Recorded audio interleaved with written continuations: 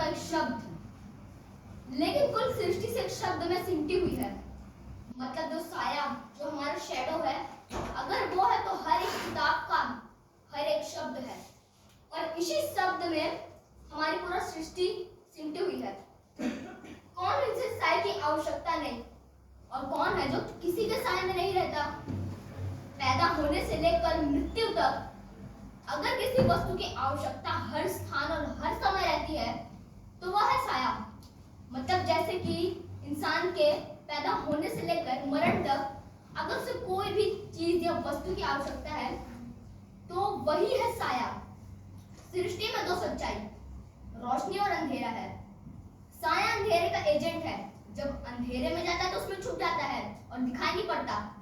रोशनी में हो तो दिखाई पड़ता है।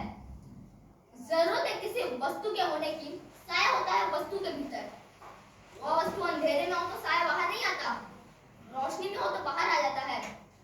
मतलब आप या कोई वस्तु, आप कोई भी वस्तु को अंधेरे में लेके जाते हैं तो आपका साया आपको दिखाई नहीं पड़ता, और अगर आप अपने वस्तु या खुद को रोशनी में लाते हो तो आपका साया अच्छी तरह से दिखाई पड़ता है। रोशनी की शिनाख्त अंधेरे से है और अंधेरे की पहचान रोशनी से। हर व्यक्ति जो रोशनी की दुनिया में रहता है अपनी पहचान अपने साये से करवाता है। कहावत है, किसी को अगर पूनम की रात में अपना साया दिखाई ना पड़े तो उसकी मौत नजदीक होती है। रोशनी अकेली है तो उसकी मौत है, और अंधेरा अकेला है तो उसकी मौत है। जीवन इन दोनों के मिलाप का नाम है। साया बिना कौन सा काम हो सकता है। साये का शासन हर जगह पर है।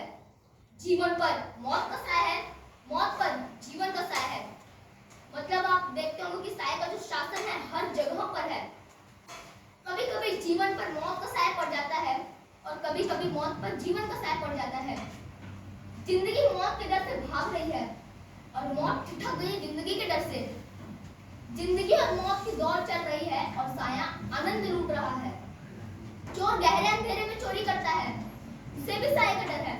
मतलब जो चोर, जो किडनैपर रहते हैं, वो कभी उजाले में चोरी नहीं करते, वो हमेशा अंधेरे में ही चोरी करते हैं। और हाँ, उन्हें भी साये का डर है, अपने ही साये का, किसी और के साये का। वह रोशनी जैसा नक्श मिटाकर भीतर कदम रखता है।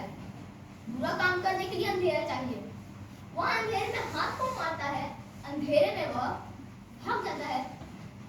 अंधेरे में छुपा साया उसके साथ ही अंधेरे में गुम हो जाता है।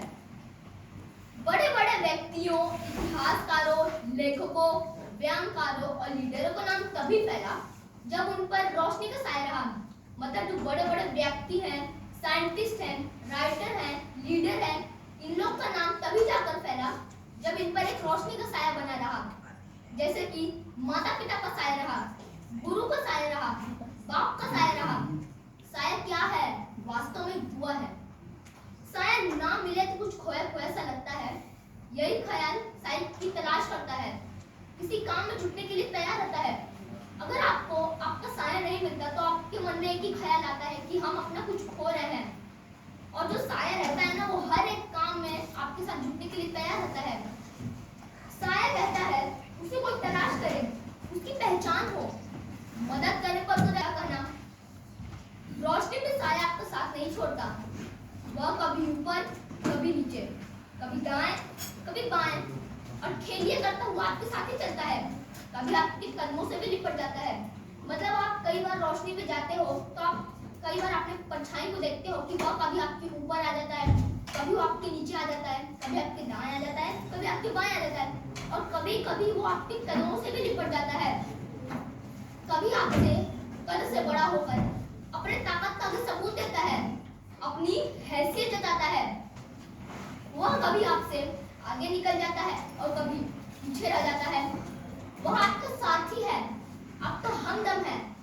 आप 1000 कोशिशें करें, वह आपसे जुदा नहीं होगा। आप नाचिए कूदिए, वह आपके साथ नाचेगा कूदेगा। बच्चों के लिए वह एक खिलौना है। बच्चा हो या जवान या बूढ़ा, उसका ताल्लुक सबसे बराबर है। सड़क पर आप अकेले जा रहे हैं, इर्द गिर्द कोई नहीं, सड़क पर चारों ओर रोशनी है, दिल की बातें जवान पर आ रही हैं। मतलब आप जैसे कि सड़क पर एकदम अकेले जा रहे हैं और उस सड़क पर कोई भी नहीं है और सड़क पर चारों ओर रोशनी फैली हुई है और आपकी जो दिल की बातें जवान पर आ रही आपके, जैसे कि राज की बातें, प्यार की कहानियां, कत्ल वारदात, चोरी डकैती, लूट खसुट, स्मगलिंग की बातें जो कभी आपने अंधेरे में की थी। साया आपके साथ है, सब कुछ सुन रहा है। साए की तरह आपके साथ लगे रहने पर भी वो आपका भेद किसी को नहीं बताएगा, आपको भी नहीं। पूछ कर देख लें, मतलब आप जो अंधेरे में अपने आप से जो बात कर रहे हैं, अपने आप से दोहरा रहे हैं ना, मानते हैं कि आपके साथ कोई व्यक्ति नहीं है, परंतु आपके साथ आपका साया है, वह सब कुछ सुन रहा है। मगर वो आपके साथ लगे रहने पर भी आप जो भी बातें बोल रहे हैं उसे सुनाई पड़ रहा है, फिर भी वो आपकी बात को किसी को भी नहीं बताएगा, आपको भी नहीं। भरोसा नहीं तो आप पूछ कर देख लें, वह आपका भेदी है, आपका है, आपका ही है, आपका ही रहेगा। लड़ाई के मैदान में तलवार तीर कमान का साया होता है, अगर यह साया ना हो तो लड़ाई कैसे हो और किस तरह हो। मतलब जो लड़ाई की मैदान रहती है, जो बैटल ग्राउंड की मैदान होती है, उसमें जो अस्त्र शस्त्र रहते हैं उनका भी साया होता है, जैसे कि तलवार, तीर, कमान, इनका भी साया होता है। अगर यह साया ना हो तो लड़ाई कैसे हो और किस तरह हो। लाखों रानी सिख साए में पल रहे हैं, गर्दन उठाकर चल रहे हैं और डंगे की चोट से कहते हैं कि हम तेंगों के साए में हम पल कर जवा हुए हैं। जंगल में आप जा रहे हैं, थक कर चूर हो चुके हैं, ऊपर और नीचे से आपका शरीर झुलस रहा है, मौत का फरिश्ता आपका इंतजार कर रहा है। अचानक से दीवार पड़ी, आप उसके साए में बैठ गए, शरीर में ताजगी आई, आप अपने सफर पर फिर चल पड़े। मौत का फरिश्ता अपनी नाकामी पर हैरान है। साया सेवा करता है, बदले में कुछ नहीं मांगता, कुछ नहीं देता। आप भगवान का शुक्रिया करेंगे, साये को भूल जाएंगे, उसकी कोई शिकायत नहीं, वह एहसान नहीं जताता, यह उसका बड़प्पन है। पेड़ किसे साया नहीं देता, इंसान हो या हैवान, चरिंदे हो या परिंदे, जब चाहे अथवा जब तक चाहे उस पेड़ पर रहें, जब चाहे चले जाएं, उसका सलूक सबसे बराबर है।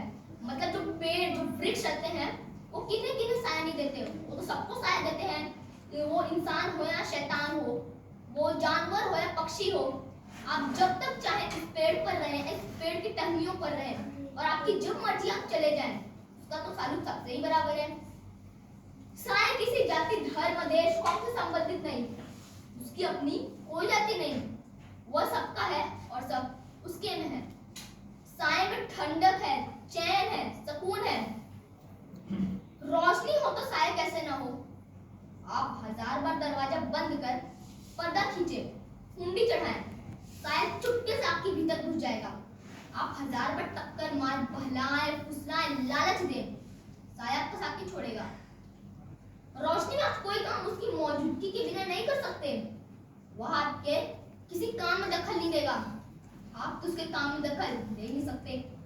साया पैदाइशी के साथ पैदा होता है, जीवन भर साथ रहता है, मरने के बाद अर्थी या जनाजे के साथ जाता है। मतलब जो साया रहता है, जो पैदा होने वाला मनुष्य इंसान रहता है, वो साया भी उसी के ही साथ पैदा होता है और जिंदगी भर उसके साथ रहता है, कभी उसको साथ नहीं छोड़ता, और मरने के बाद वो अर्थी जनाजे के साथ जाता है।